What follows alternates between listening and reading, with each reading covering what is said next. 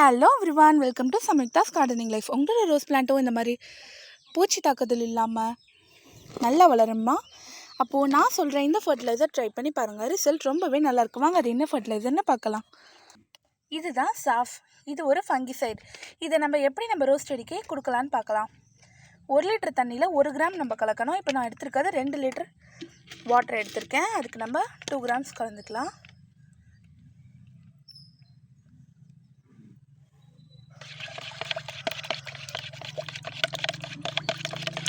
நம்ம ரோஸ் பிளான்ட்டில் பூச்சி தாக்குதல் இல்லைன்னா நிறைய மொட்டுக்கள் வைக்கும்.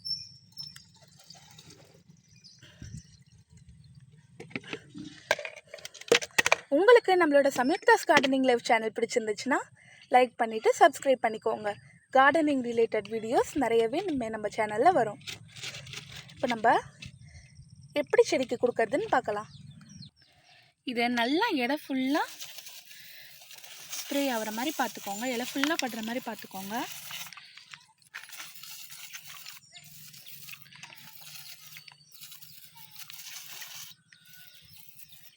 பார்த்தீங்கன்னா தெரியும், இந்த ரோஸ் பிளான்ட்டில் இப்போ தான் துளிர்கள் நிறையவே வருது.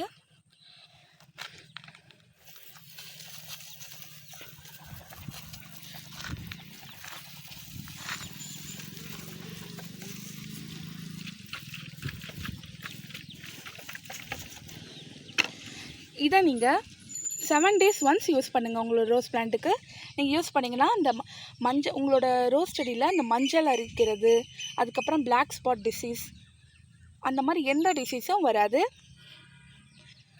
தேங்க்யூ.